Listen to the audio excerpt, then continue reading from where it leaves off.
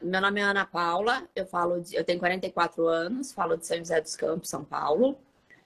E eu entrei nesse mundo aí da licitação faz quase 3 anos, mas também fui aprendendo na marra. Eu comecei a trabalhar numa empresa na época, que era para fazer a parte comercial, eles já trabalhavam com licitação. Foi bem na época da pandemia, então onde acabou um pouco as visitas, né, nas empresas. E eu fiquei bem focada na parte de licitação, mas aprendendo muito ali na marra, no vou fazer, no pesquisando muita coisa sozinha, né? E vi uma oportunidade nisso e falei, não, preciso me aprofundar, porque ao mesmo tempo eu fui conversando com um, com outro, que já tinha empresa, e fui pegando alguns clientes amigos, assim, para participar de licitação. Perfeito, Tá? excelente. Aí, com isso, eu fiz já algumas dúvidas, eu tô assistindo, tá melhorando bastante meu conhecimento, né? Porque era muito ali na prática, né? E às vezes você aprende no susto, perde a licitação por bobeira, né? O que você fala. E tem até uma empresa, que é uma até das minhas perguntas, que ela tomou uma penalidade, ela ficou suspensa por 1 ano, né? Na semana que vem, que vai voltar, é o prazo. Foi pelo artigo 7º da 10.520. da 10.520, isso. Aí o que aconteceu? Nesse período de 1 ano, ela tá lá, ela não tá como inidônea, mas ela tá como impedida, proibida de contratar, né? Por prazo determinado. Só que nesse período, que a gente já tinha alguns contratos ativos, aí que eu fiquei bem confusa, porque alguns órgãos, como estava essa pendência no SICAF, não conseguiam emitir a nota de empenho. Então, acabou encerrando o contrato. Outros contratos, ao longo aí desse ano, a gente conseguiu renovar o contrato, que venceu, né? Ia vencer e tal, e a gente conseguiu renovar. Então, assim, ficou confusa. Até se a gente podia participar ou não, a gente não participou, mas há umas 3 semanas atrás, a gente entrou em uma licitação que era de uma estatal municipal, ganhamos, já assinou o contrato, não teve problema nenhum. Então, assim, até onde é esse impedimento do SICAF, o que pode, o que não pode? Perfeito. Então, vamos lá, Ana Paula. Ana Paula, o impedimento, ele não é do SICAF, tá? O impedimento, ele sempre vai ser relativo a qual sanção, qual penalidade foi aplicada, tá? Então, assim, a gente olhando hoje para o regime atual, que são as licitações que vocês estão participando, né? A gente ainda, para ter alguma penalidade, teria que já ter ali um contrato, executar uma nova lei, isso ainda vai demorar um pouquinho para acontecer. Então, vamos voltar aqui para o regime hoje, né? Eu vou chamar de regime anterior, mas é praticamente o regime atual, da Lei 8.666, da Lei 10.520. Então, só para fazer um pano de fundo, para ficar mais claro o entendimento, tá? O que acontece com o SICAF? O SICAF hoje, ele é um banco de documentos, mas ele também funciona como um cadastro de penalidade, da seguinte forma. Todo governo federal, quando usa o SICAF, eles obrigatoriamente cadastram ali as penalidades que as empresas acabam sofrendo. Só para ficar claro, Ana Paula, para quem está participando, não é o analista de licitação que sofre penalidade. Sim. Essa penalidade que a gente está conversando é sempre a empresa, por exemplo. A Ana Paula foi lá, representou um cliente e ganhou a licitação do cliente dela. Só que o cliente dela não cumpriu o contrato. Então, não é a Ana Paula que foi penalizada. É esse cliente dela, por ele não ter cumprido o contrato com o governo. E aí, o que acontece? O governo, ele tem algumas penalidades que ele vai poder aplicar nessas empresas que descumprem ali as regras do contrato. E a gente fala de penalidades que vai desde uma simples advertência, que não tem repercussão nenhuma na prática, é um puxãozinho de orelha ali, né? Só avisando, não faz mais isso. Mas a gente tem penalidades que vão, dependendo do que a empresa ali, ela descumpriu tudo, né? Não cumpriu nada, ela vai ficar um tempo sem poder participar de licitação. Porém, qual órgão que ela não vai poder participar de licitação? Então, isso vai depender da penalidade que foi aplicada. E agora, Ana Paula, vai ficar bem simples de você entender, tá? Vamos lá. Quando o órgão público ele cadastra, ele consulta ali o SICAF, então tem um local que ele consulta o registro de penalidades. E os órgãos, eles podem tanto cadastrar penalidades, depois que passa todo o processo, tem um processo administrativo, né, de penalização, a gente fala que depois que transitou em julgado, né, apesar de não existir essa palavra administrativamente, mas depois que terminou tudo, recurso, tudo, pronto, está penalizado, beleza. Então, vamos colocar o cadastro dessa penalidade lá no SICAF. Só que o SICAF ele não é utilizado exclusivamente pelo governo federal. A gente tem muitos estados e muitos municípios que utilizam, eles não utilizam o Compras Gov.br, mas eles utilizam o SICAF, tem essa possibilidade. O governo federal, ele possibilitou que todo o Brasil, todos os órgãos e entidades do Brasil pudessem entrar, ter uma senha parcial ali, onde eles só utilizam, por exemplo, a questão de cadastro de penalidade, né? Então, a gente tem muitos municípios que não usam Compras Gov.br, mas utilizam o SICAF. E aí, quando eles têm ali um fornecedor que teve esse problema nesse contrato, eles vão lá e vão cadastrar essa penalidade. Então, tá. Então, o impedimento, ele não é do SICAF, o impedimento é da penalidade, tá? Vamos lá. Advertência não tem repercussão nenhuma, é só um puxão de orelha. Impedimento do artigo 7º da Lei 10.520. Então, eu até abri aqui a legislação só para a gente entender qual que é a sutileza aqui e onde que vai funcionar. Quando o artigo 7º da Lei 10.520, que é a lei do pregão, ela traz as penalidades, é uma penalidade um pouco diferente do que está lá na 8666. E quando ele pega e fala, olha, quem convocado dentro do prazo de validade, ele vem lá com todas as condutas que ele pode, que a empresa pode aderir, ficará impedido de licitar e contratar com a União, estados, Distrito Federal ou municípios. Sim. Ou municípios. Aí esse ou, ele traz na doutrina de forma pacífica, na jurisprudência de forma pacífica, que o impedimento do artigo 7º, ele vale na esfera que aplicou a sanção. Então, se quem aplicou a sanção foi um órgão federal, nenhum órgão e entidade federal vai poder contratar o seu cliente. Porém, se quem aplicou a penalidade foi um órgão estadual, é só aquele estado que não pode. Todos os outros estados podem contratar, todos os outros municípios podem contratar. Nesse caso foi federal. Então, se foi federal, o que aconteceu com o federal? Nenhum órgão ou entidade federal poderia contratar o seu cliente. Porém, ele estava totalmente livre para participar das licitações das outras esferas, dos estados, dos municípios, do Distrito Federal, das outras entidades, porque a repercussão dessa penalidade é só na esfera de quem aplicou. E aí, Ana Paula, o que você vai ter que tomar o cuidado, né, quando você for orientar seus clientes? Isso é só para a penalidade do artigo 7º. Então, assim, ó, eu vou poder participar de alguma licitação? O que você vai perguntar para o seu cliente? Qual foi a penalidade? Qual que é o fundamento? E vai estar lá, ó, é o artigo 7º da Lei 10.520. Tá, então deixa eu ver agora qual que foi a esfera que te aplicou. Foi federal? Então a gente não vai poder participar de licitações federais, mas estaduais, municipais, distritais, participam normalmente. Tá? E aí, Ana Paula, o que você vai tomar cuidado? Se o fundamento for a Lei 8666, aí você vai ver, se for o artigo 87.3, 87.3, que é a suspensão, ela só vale no órgão que aplicou. Então, vamos supor que foi o Ministério da Cultura, o Ministério da Telecomunicação. É só lá que ele não vai conseguir participar. Dos outros, todos os outros, inclusive federais, ele vai poder participar normalmente, porque só vale no órgão, na administração que aplicou. E se fosse o 87.4, inciso 4, que é a declaração de inidoneidade, aí o cliente não vai poder participar no Brasil. Nenhuma esfera, nada.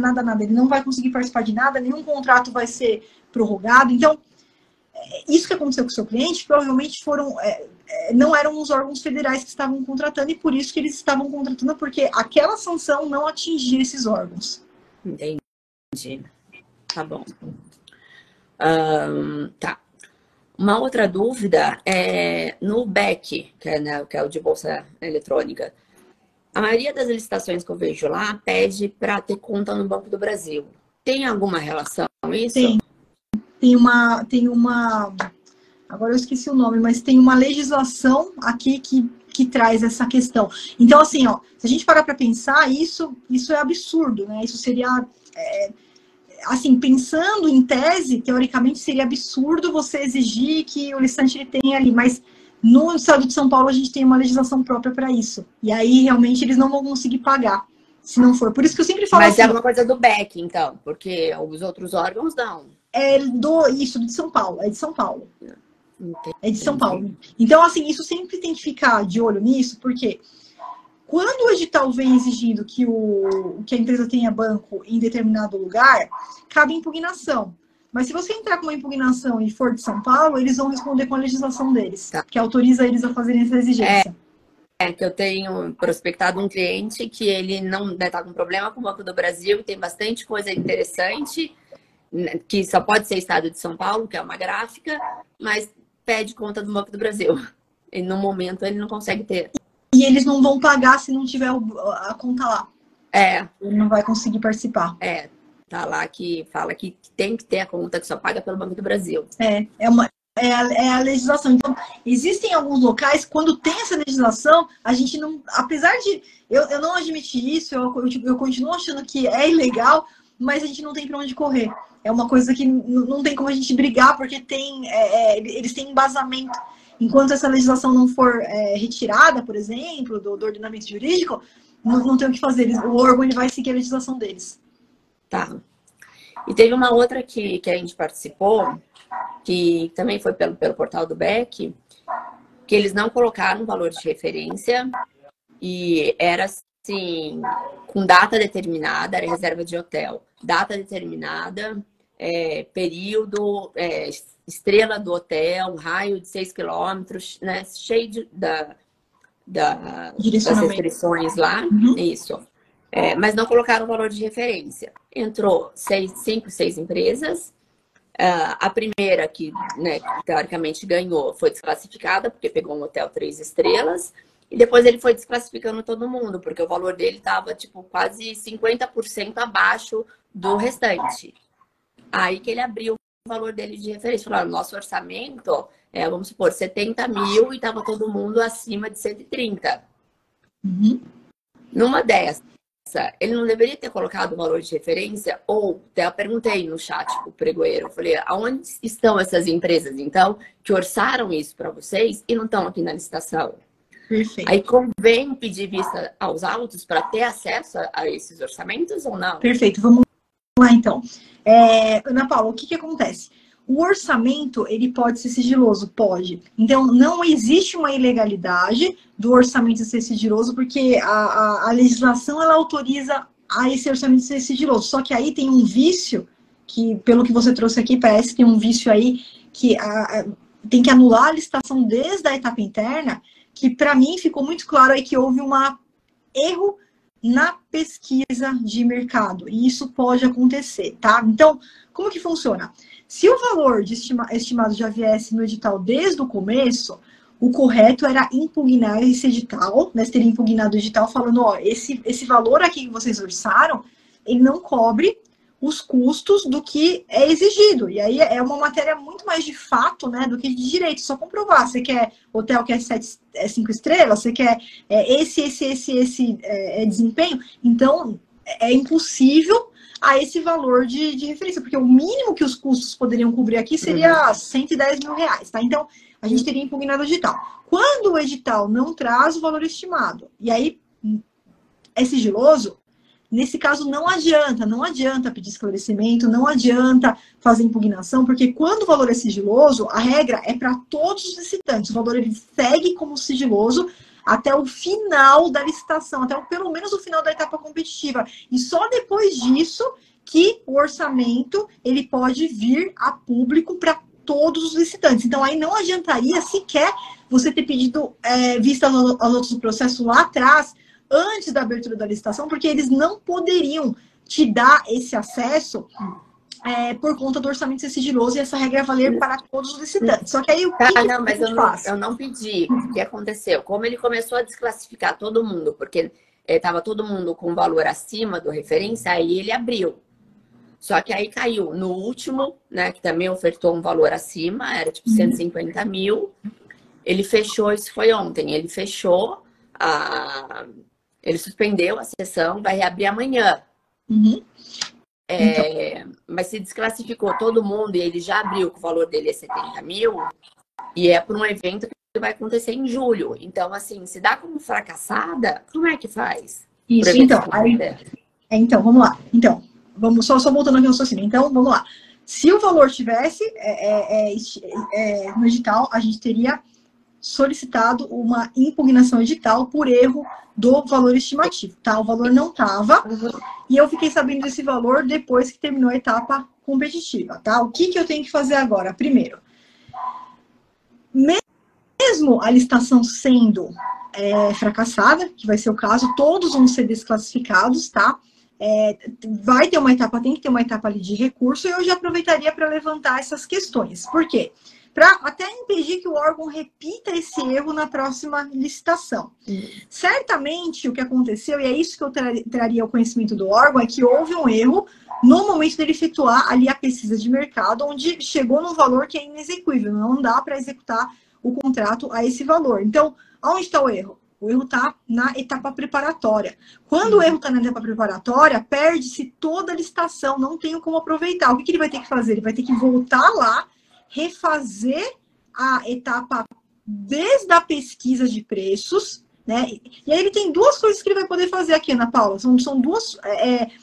nesse momento, o órgão ele vai ter que avaliar duas coisas. Primeiro, ele vai ter que... Essa licitação foi fracassada, vai ser resolvida dessa forma, ninguém vai ser contratado. Só que ele vai ter que resolver o problema dele. Quando ele for resolver o problema dele, ele vai voltar para a pesquisa e vai falar, deixa eu ver o que eu fiz aqui. Quando ele for ver a pesquisa que foi feita, certamente a área demandante, o setor requisitante, quando foi fazer a pesquisa, eles comeram bola em algum momento onde os requisitos ali do meu termo de referência, eles não foram exigidos em sua integralidade, faltou alguma coisa, e por isso que veio aquele valor menor. Então, o erro tá na pesquisa? Tá, o que eu vou ter que fazer? Eu vou contratar essas empresas? Não, porque elas não vão atender o meu edital. Eu não poderia fazer uma licitação, uma contratação direta com essas empresas que orçaram, porque certamente esse orçamento ele tá viciado.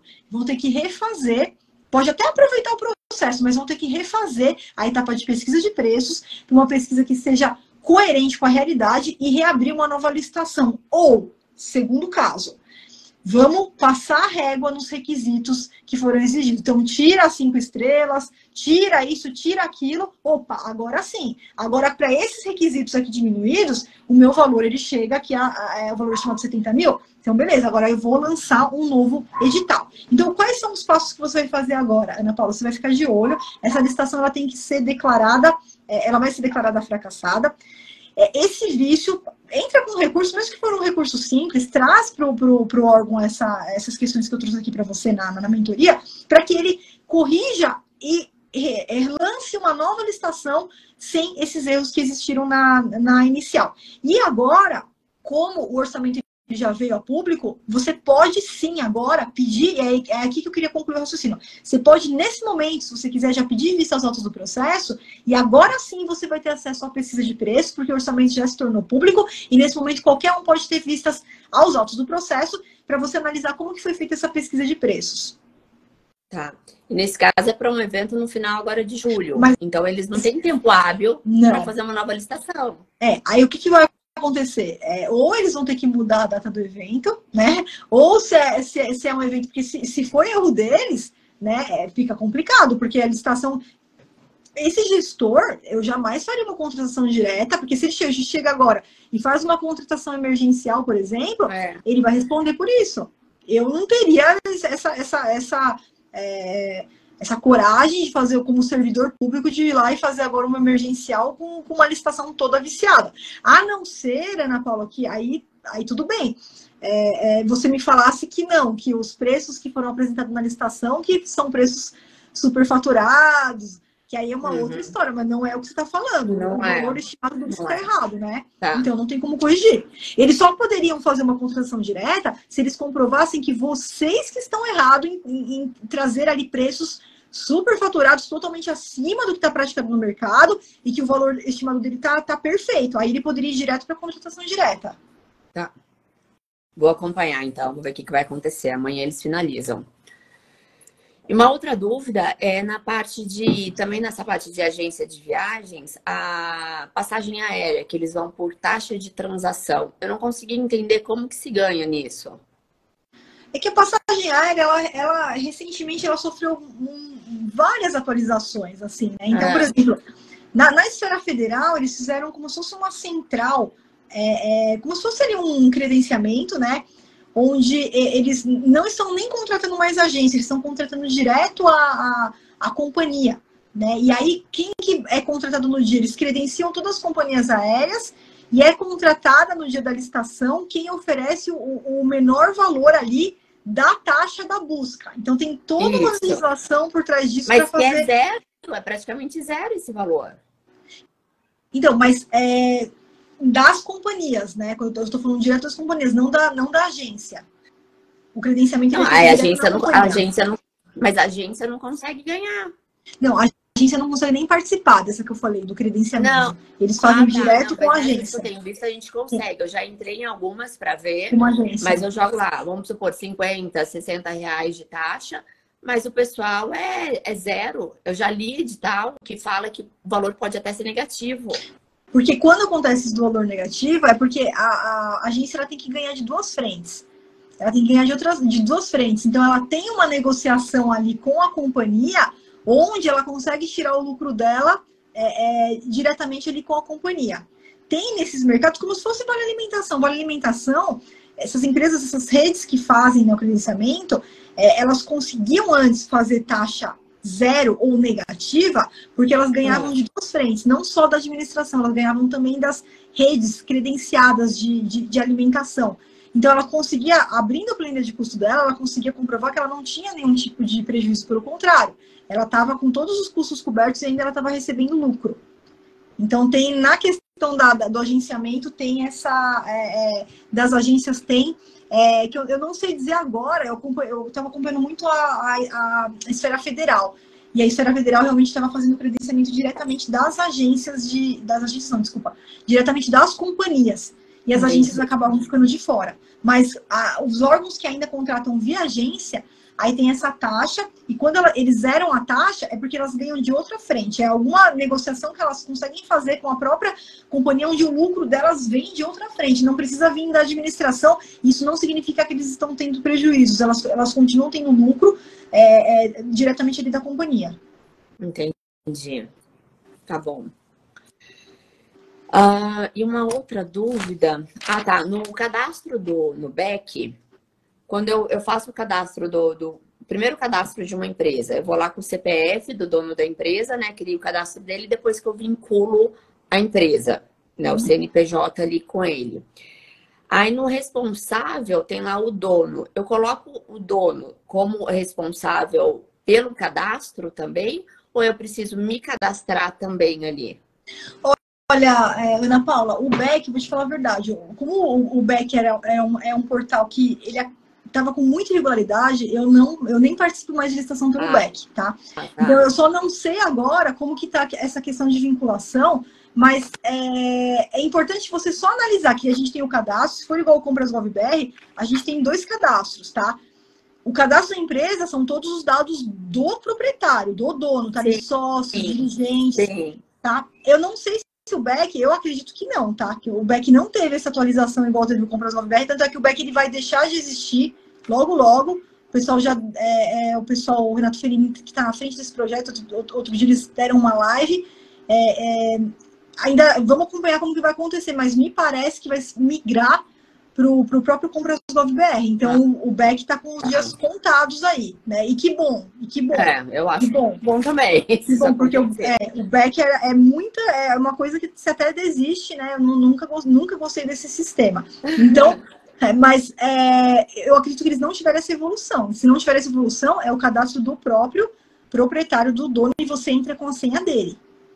Porque essa evolução que teve de fazer o cadastro do analista, isso é uma evolução. E do Compras Gov.br. Sim, eu acredito isso daí eu já consigo fazer. Eu acredito que o BEC não tem essa tecnologia, tanto que eles vão até deixar de existir, né? Eles vão migrar para o próprio Compras Gov.br. Tanto é que no cadastro hoje eu só coloquei o meu e-mail para receber as informações. Mas então deixei tudo o CPF dele com o cadastro, né, do CPF do cara da empresa. Então seguir, que é exatamente assim, que era como era o Comprasnet antes, né? O Comprasnet antes era assim também. A gente entrava com a senha dele, do empresário. E uma última dúvida com relação ao contrato. Depois que a gente assina um contrato válido lá por um ano, o órgão tem que contratar a gente nesse valor ou não necessariamente ele vai gastar todo aquele valor do contrato? Perfeito. Quando a gente assina o contrato administrativo, a gente já não está diante de uma mera expectativa de direito. A gente já está diante de um direito realmente que a gente chama de direito subjetivo, que eu vou ser contratado para isso daqui, eu já posso me programar para isso. Porém, depois, Ana Paula, tem lá dentro da formação, tem o que eu recomendo bastante depois para vocês, tem o curso de contratos do professor Mário Viana. Lá a gente vai estudar todas as questões das alterações contratuais. Por quê?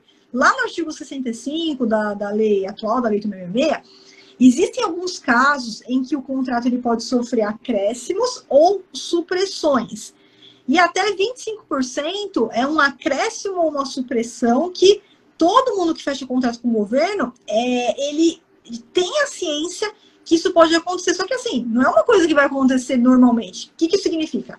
Que eu posso ser contratado por 25% a mais, ou que esse contrato ele pode ser suprimido 25% menos. Só que não é uma coisa normal que o órgão vai fazer normalmente. É uma coisa que precisa ter um fato superveniente. Tem que ter acontecido algo lá que não estava previsto. Então, algo que realmente modifica a história no momento que a licitação foi startada. No momento que foi aberta a licitação, a autoridade competente ela faz uma análise. Eles têm um planejamento ali muito bem feito. Então, quando assina o contrato, é para executar aquilo. Né? E 90% dos casos, 90%, 99% dos casos vai ser executado aquilo. Porém, aconteceu um fato superveniente, de repente precisou ali contratar um monte de servidor público a mais, fez concurso público, eu tinha me programado para um número X de computadores, e agora vai entrar tantos concursados, vou precisar de mais computadores, mas foi um fato superveniente, não estava previsto, não sei. Bom, então aí eles vão fazer esse aditivo, ou eles podem acrescer, ou eles podem suprimir, só que você recebe por isso, vai acrescer, vai receber, vai suprimir, diminui. Mas tudo dentro da legalidade. Eles não vão, por exemplo, você foi lá, fez as compras, aí eles vêm falar, não quero mais e devolve. Não é assim. Isso é tudo avisado. Se você comprou, se a empresa teve custos, ela é indenizada. Então, é todo um processo e que o contratado, ele também, ele recebe no caso dos acréscimos e no caso de supressões, isso é tudo avisado com antecedência para que ele possa se programar. Mas esses 25% para mais ou para menos, eles podem acontecer. Tá. Então tá, porque a gente tem alguns contratos que já faz aí quase 6 meses e nada aconteceu ainda. Então Como assim? Não foi contratado? Ainda não. Peraí, o serviço é contrato ou é ata de registro de preços? É contrato, não é ata, é contrato. Não foi. Então o contrato tá assinado, tá indo para 6 meses agora no final do ano. Não foi por então, assim, não foi por sistema de registro de preços? Não foi. Tá, então aí sim, o que você tem que ver? As cláusulas contratuais, Ana Paula, elas já precisam vir muito claras desde o início. Então, geralmente, quando a gente assina um contrato, já tem cronograma de entrega. Cronograma de entrega com cronograma de pagamento. É tudo vinculado. A entrega mensal, pagamento mensal. A entrega de uma vez, pagamento de uma vez. Então, isso não pode acontecer. Se o órgão assinou o contrato e está mandando vocês esperarem, tá errado, porque uma vez o contrato assinado já é um direito de vocês essa execução. Tá. Eram essas minhas dúvidas. Perfeito, Ana. Olha, agradeço demais aqui, foi um prazer falar com você, foi muito produtiva, aqui é a mentoria, tanto com você quanto os outros alunos também. Espero que você tenha aí muito sucesso aí em todos os casos, todos os clientes que você vem aí representando. E a gente vai se falando, vai mandando notícias lá na plataforma. Pode deixar. Obrigada. Até mais, Ana. Um beijo aí. Boa noite. Boa noite. Tchau, tchau.